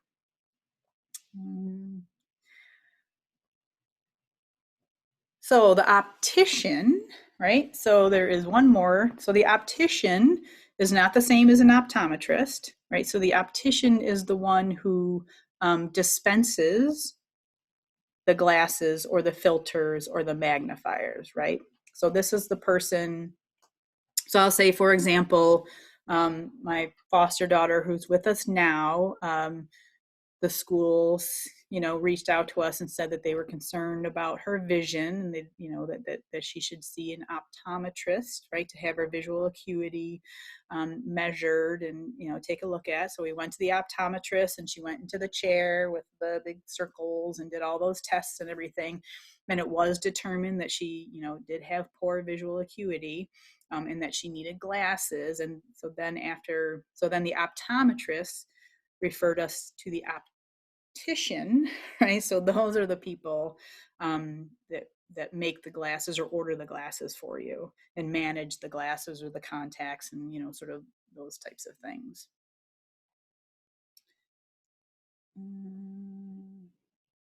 Okay. So any questions at this point, guys? I'm sure this is all making sense to you, right? Again, this is just a sort of review of what we've talked about before, maybe a little bit more detail. So going forward, so this is again possible recommendations coming from a low vision evaluation. There's vision rehabilitation. There are certified orientation and mobility specialists. There's certified vision rehabilitation specialists. There's certified low vision therapists, OTs, right? There can be vocational recommendations, and then assistive technology, which you guys know all about. And I think we've talked about COMS before, right? Certified orientation mobility specialists. These are the people that work with somebody who is blind, right? Who needs to use a white cane. They need orientation training. You know, they need to figure out how to navigate their environment using different senses, using tactile senses, using auditory senses, using the cane, and, you know, mobilizing in their own home and then mobilizing in the community. Okay, and there's some of the, like the tips of the cane and, you know, some visuals of using a white cane. So from an OT perspective, especially if you're working with a young child that has, you know, a new diagnosis of blindness, or you're working with an adult for some reason that has a new diagnosis of blindness, they might be working with a COMS specialist. You know, so that might be somebody that you're interacting with on an interprofessional team when you're working with somebody, or it might be a referral that you make, right? So you might meet somebody and say, you know, listen, you know, this is a new issue that you're having with your visual system. You know, you really aren't navigating very well in your environment. I think you probably would benefit from a COMS evaluation and some training. And it's very specific to, you know, how to navigate safely in an environment as a blind person. So there are certified vision rehabilitation therapists, and they are not necessarily occupational therapists. So again, this is, you know, somebody who, you know, anybody can take this certification course and, you know, take this and say, you know, and end up being certified as a vision rehabilitation therapist. It's sort of like the, you know, when we had the Drive On lecture and Beth was talking about, you know, the individuals that work at Drive On, like she's the only OT there that works there, right? But there are other individuals that took a certification course and they are certified in, you know, adaptive driving. Sort of the same idea. Often this can be confused with a low vision OT. Sometimes you might have people come to see you as an OT and say, you know, I'm looking for a vision rehab therapist. It's just, you know, can be confusing language for people. So it's good for us to know, you know, what a certified vision rehabilitation therapist really is. This person, again, is not medically trained. It's not somebody who is trained in evaluating cognition. The certified vision rehab certification is very much vision focused. And it is about, you know, how somebody can complete their daily activities and, you know, compensate with their visual abilities. But again, it's not that sort of larger holistic perspective, and especially, you know, not somebody that could be, you know, working on evaluating cognition and how the person's cognition impacts their vision. So just some more visuals there. We talked about that.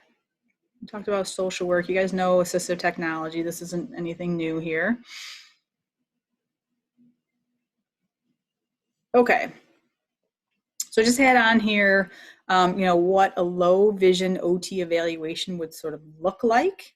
And some of the things that you know, if somebody came to you as a client and their main complaint was low vision and difficulty with seeing the visual information in their environment. So on top of all the other things that you would do as an OT, right? Occupational profile, right? Clinical observations, you know, taking a look at their cognition, right? This is more like looking focused at the specifics and what you would add on to your assessment if the complaint was about vision, right? What is the person's acuity? Take a look at their contrast sensitivity, right? These are some things that you did last semester with Dr. Hebert, tracking. You know, you might look at the speed of their reading, if that's an issue that they're talking about. How is it impacting their ADLs? Do they have an eye dominance, right? And typically somebody, if they are right-handed, they are right eye dominant. If they're left-handed, they're left eye dominant. And then we would take a look at and think about scotomas. And that's what I mentioned before. So this is some new information that I think we probably haven't talked about before. So scotomas are a retinal area with reduced light sensitivity compared to what somebody would normally see. Okay, so it could be, it's sort of like a spectrum, right? So it could be reduced light sensitivity that looks like sort of blurriness, all the way up to where they can't see anything at all in that area, in that retinal area. A central scotoma involves the macula, right? So that's in the center. A dense scotoma, which is absolute, which does not change even if you change the lighting in the environment. So based on what that person is able to see in that spot or really not see, when you're talking about a dense scotoma, it's not going to change if you make the lights brighter.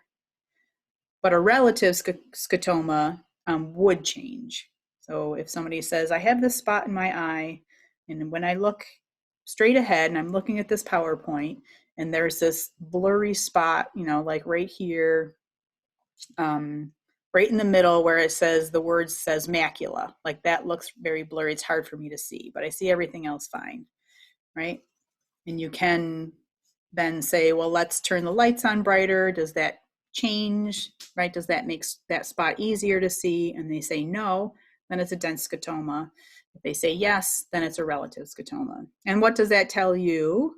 And I'll just throw that out there. So I'll start asking some questions of you guys. What does that tell you as an OT? What, you know, what information, like why is that important information for that person's function going forward if they have a scotoma?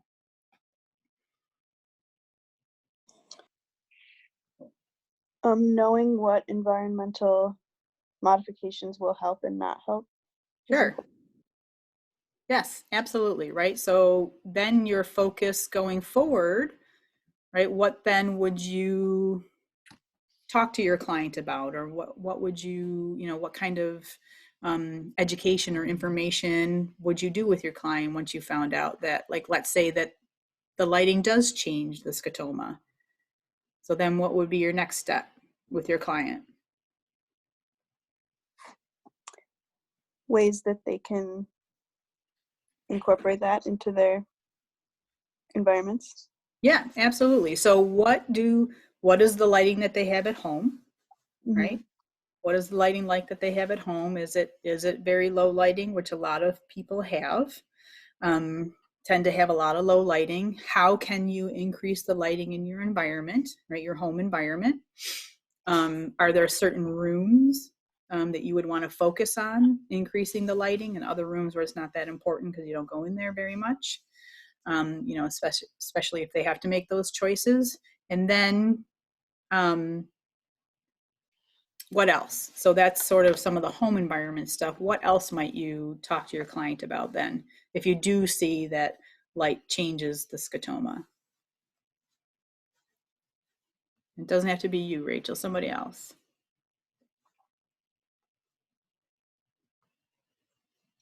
What else would you think about for your client outside of the home?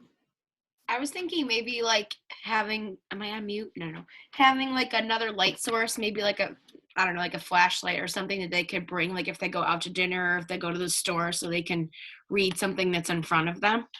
Yeah, absolutely. Right. So then, yeah, you're going to make these changes in the home, and these are changes that you can sort of leave there. Right.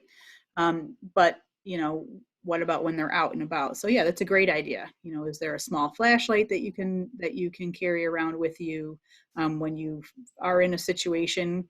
Can you use the light on your phone? Right, we all have, you know, sort of a flashlight on our phone. Is that something that the person has access to, and do they know how to use it? And then if they don't, then you're going to show them how to use it. And are these? Oh, sorry. Are these only central, or can they be like? It's not just central. It could be anywhere. Yeah, it doesn't have to be central. So it could be lateral or medial on one eye or both eyes. It's typically, it's not like symmetrical bilateral or something like that. So it typically is, I mean, people can have scotomas in both eyes, but it's not like they occur simultaneously. Does that make sense? Okay, yeah. Yeah. So if it is a central scotoma, it's because there's something going on with the macula. But it could be anywhere. Yes, it could be anywhere in the visual field. Sorry, I might have missed this, but what is the reason that would happen? So, I mean, yeah.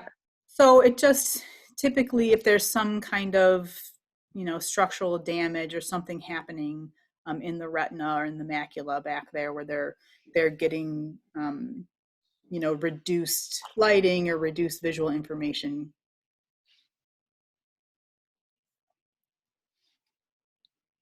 So this is just to show you a little bit of so this here is an example of what a scotoma might look like, right? So all this visual information around the scotoma is normal. Everything looks okay, but they have this sort of spot in their eye, right, where they're getting blurred vision, or the visual information is not coming in correctly.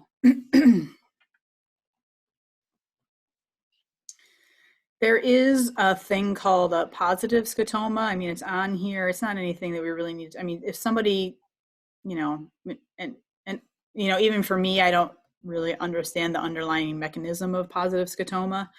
But a positive scotoma is when somebody's looking at something and you see these little sort of breakaways from the image that they're looking at. So it's sort of pulling the image, the visual image, apart, sort of breaking it down, and you can see these little points and these little breakaways. I've never come across anybody that has had this. I mean, it just happens to be on there. What I really want you to know is the scotoma here. This also shows you a hemianopia, which we'll talk about a little bit later. Here's some other examples of scotomas. So here's the central one. This one's off to the left a little bit. Okay, just to give you a visual idea of what some people might be seeing. Okay, here,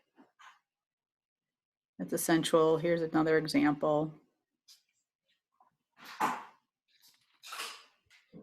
So this is just a visual imaging of, you know, some of the structural damage that might be happening in the eye and in the retina. So why are scotomas important? 90% of patients with low vision tend to have a dense scotoma somewhere within central 20 degrees, right? So somewhere within their central vision within 20 degrees.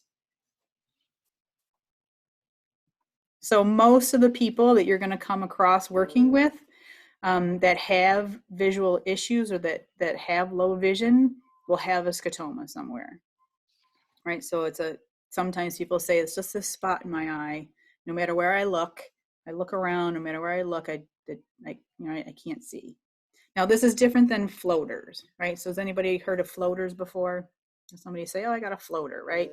And you may have experienced floaters yourself, right? Where you're sort of, this little sort of blurry image or something. It looks like an amoeba to me all the time. I'm like, oh, there's a little amoeba, right? And it just sort of floats around in your visual space for a little bit and then floats away. And some stay longer than others. But that's something that tends to move around. And usually that's what that is, there is some little bit of a structure, some cell, something that, broke away, and it really actually is like floating around in your eye structure. And then your body just sort of cleans it out, right? So you may even experience that yourself sometimes. That is not a scotoma. So if the spot is moving around, it's more likely a floater. Scotomas stay in that one place. So if you have a client that does complain to you, I have this, spot in my eye or an area that I can't see, that would be a referral to an ophthalmologist if they are not already being followed by an ophthalmologist. That's 92% of patients that's with macular degeneration have bilateral central scotomas. So this is the important thing for us to understand. 84% of people with low vision have an established preferred retinal locus, or if they don't, then they should, and we might be teaching them that. But also, they might have this PRL, this preferred retinal locus, and they don't realize it, or they don't understand it, why they're doing that, and how it's impacting their function and what they're doing. And we'll talk about that PRL in a couple of slides. So there's a lot of different ways of testing scotoma. I think here, the ones that I want you to know is the Amsler grid as we go forward. And the Campometer, I think I have some examples on here. And the California Central Visual Field, yep. So this afternoon, we're gonna watch an OT do an Amsler grid on a video with a client. The client doesn't have a scotoma, she has other visual issues, but we'll see that Amsler grid. And this is what it looks like, right? You give the client this square with the grid, and they are supposed to stare at the dot, and then they mark on the grid any blurry areas or spots that they are having trouble seeing. Okay, so you can see here, if somebody had a scotoma and you gave them this test and they were staring at the spot, like the scotoma might look like this. Okay, and a lot of times this is a way that you can help people recognize, right, what the scotoma is, where that area of visual loss is, and then you can start the conversation about the preferred locus, retinal locus, sorry. So this is a Campometer. This is the company that does it. It's portable and easy to use. It has this arm here, which gives you how far away from the person's eye that it should be. Okay, so it sort of gives you the distance so you can see. And then it has these sort of spots and lines on here for the person to go sort of visually look through, right? And then you can go through and mark, where they're having some visual loss. This is something, a Campometer is something that a ophthalmologist or an optometrist might do. Not necessarily something we would do, but you might see results from an optometrist or an ophthalmologist from a Campometer. And these are all very similar, just different ways of doing it, right? This is the California Central Visual Field, right? So this again, this graft is being set up here. The ophthalmologist or optometrist on the other side. This is the client doing it, right? And the client is supposed to be looking at the black dot, and then they shine the red laser through, right? And then they're supposed to tell them where they see it. Again, that's another sort of way to break down the visual field that people are seeing and where specifically they're having that visual loss. So this is what a completed one might look like. Like this was okay, they were okay here, they saw this, but this spot here was where the visual loss was, where they're having issues seeing there.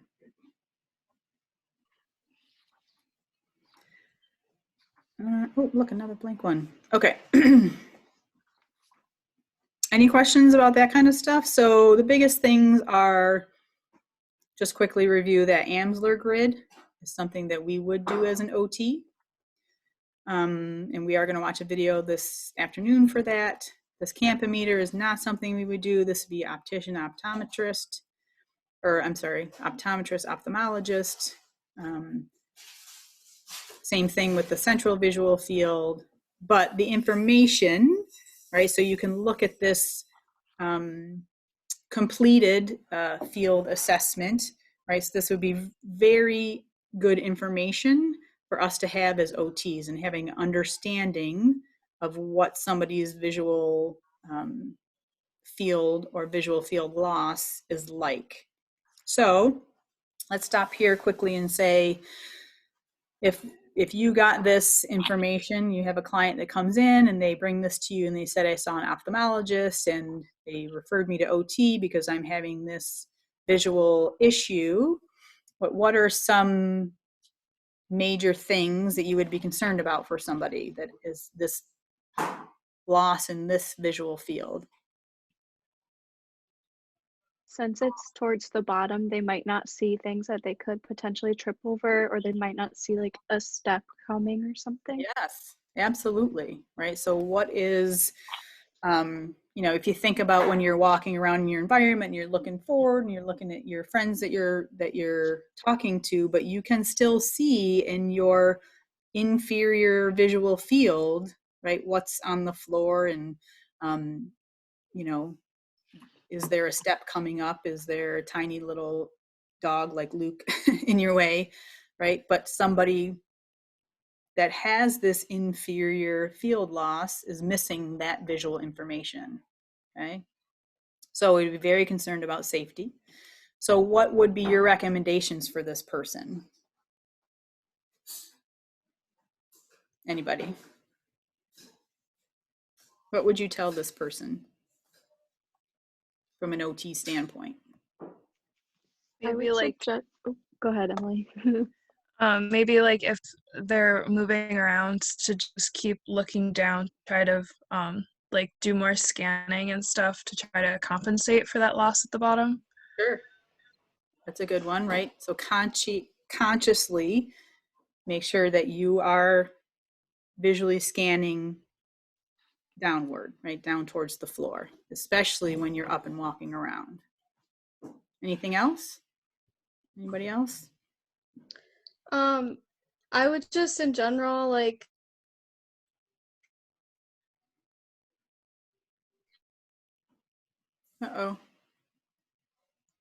eliminate any safety hazards if they can. Yes, right. So then you would want to look around at their environment. Did they have the throw rugs, and are there cords on the ground that they could trip over? Is there ways to organize their environment to make it safer for them? Good. Okay. Can I ask a question about the preferred retinal locus? Yes. maybe I missed something, but I don't really understand what that is. Are we trying to teach them about it? Well, yeah, we're going to talk. We'll talk about that. I think going forward a little bit. But yeah, so overall, people that do have scotomas do tend to develop a preferred retinal locus, right? Meaning sort of how they position their eyes, right? To accommodate what they're seeing in their visual field. Okay. We may be involved in teaching people to do it the best way. Okay. Right. In order to get the best information. Like this person here, right, that has this large scotoma where they're missing all this visual information, we might be educating them, training them, teaching them how to use the intact visual information that's coming in. And in order to do that, they need to position their eye in a certain way to get the most visual information from these visual fields. Does that Okay. make sense? So basically teaching them like adaptive vision strategies as far as like looking and scanning. Yes. Okay. Yes, but the preferred retinal locus is really when you're looking at something. Like let's say I have like this medial scotoma here, where I have this spot here, right, in my eye that I'm missing visual information. So my preferred retinal locus would actually be my eyes resting or positioning to the right, right? So let me take my glasses off. So I would put my eyes to the right a little bit, so then I'm getting a better, fuller visual view, because I'm using my lateral visual field. Oh, I see. Okay. Okay. So if I'm looking straight at this picture here in front of me and I'm missing this portion of it, the best way for me to get the full picture is to change my retinal locus to the right. So I'm not looking directly at the picture anymore. I'm changing my retina to the right, but I'm getting a better full picture of what's in front of me. Okay. Make sense? Yeah. Okay. Okay, so we got about 15 minutes. Let me just see. I want to finish up here. So this is just a quick example of hemianopia or hemianopsia. There's a couple of different words out there, as Michaela's finding out as she's doing her research. But what's important here, what I want you to learn from here, is when somebody has a hemianopia, they think they are seeing their full visual field, right? So what they are perceiving, what their brain is perceiving, is they're seeing everything they're supposed to be seeing, okay? But in reality, they are not. And the reason is because your brain fills in your visual information, right? Based on what you're seeing, patterns in the past, right? So it's not like if somebody has a visual field deficit, they see, half of this picture and the rest of it is blank. This would be the full visual information that's coming into them. So what they perceive is they are seeing everything that's in front of them. Okay? And again, they are not. Okay, so I'm going to kind of skip through some of this because some of this stuff you guys already know, right? Educating your client about their diagnosis, talking about safety hazards, right? What are the programs that are available out there? So what we were just talking about, Sophie, was eccentric viewing, okay? So that is using a different area of the retina to view an object. So it's going to be off center or out of the normal path.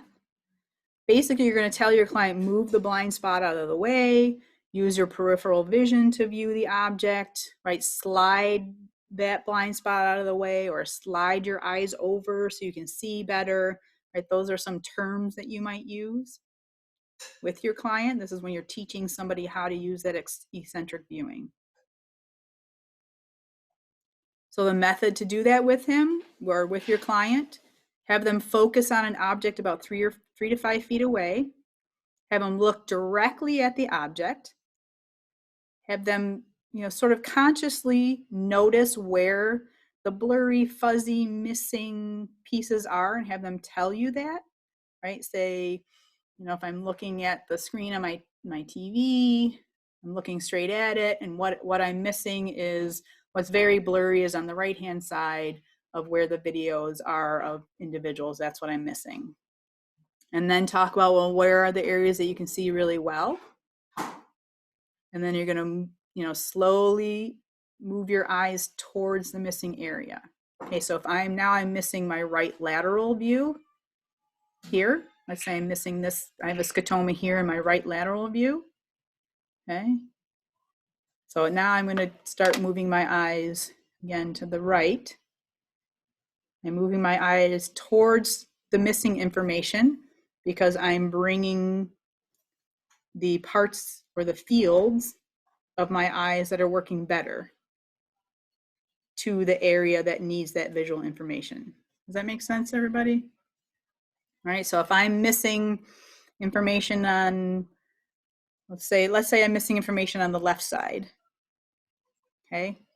I'm gonna move my eyes towards that, move my eyes towards the left, so then I'm using the visual information out of my right eye and the visual information out of my left medial field, even though I'm not directly looking at that screen anymore. Okay, does that make sense? Anybody have any questions?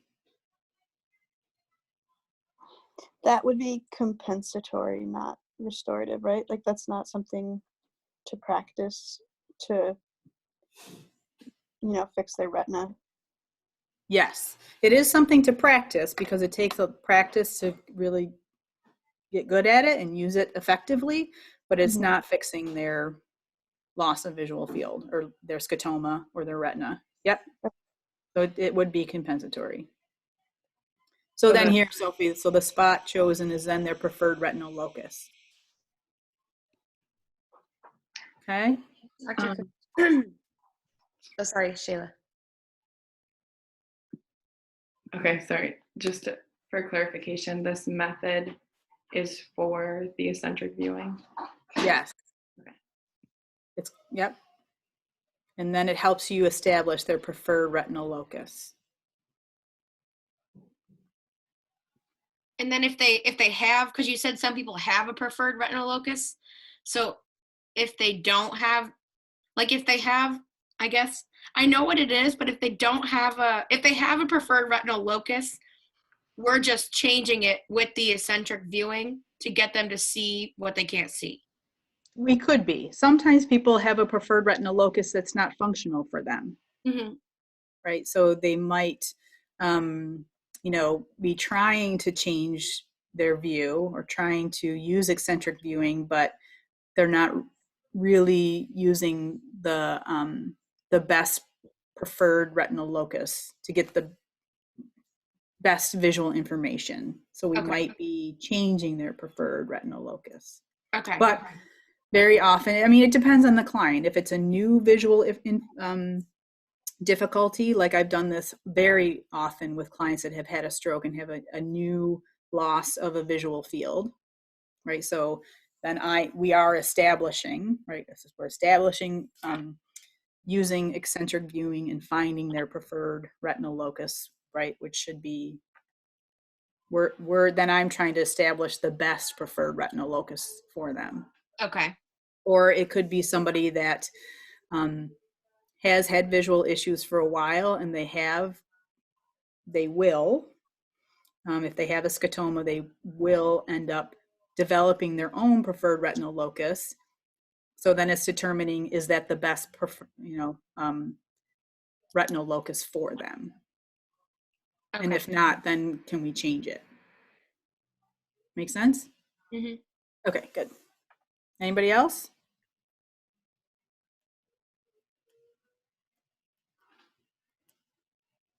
Okay, so more things to think about.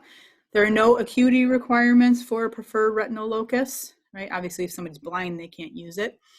But depending on what is going on with your client's visual issues, there's always a retinal locus that will give them the most visual information.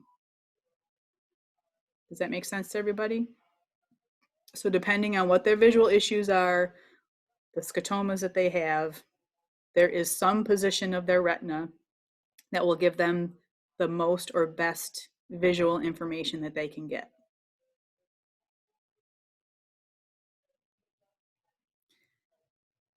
And just to add to that, that retinal locus might change depending on the activity, right? So if something's near close to me, and I'm having issues with my left visual field, right? My retinal locus will be that change. I should say the eccentric viewing might be a smaller change, right? So the retinal locus will be a little bit different than if I'm looking farther away at a bigger object,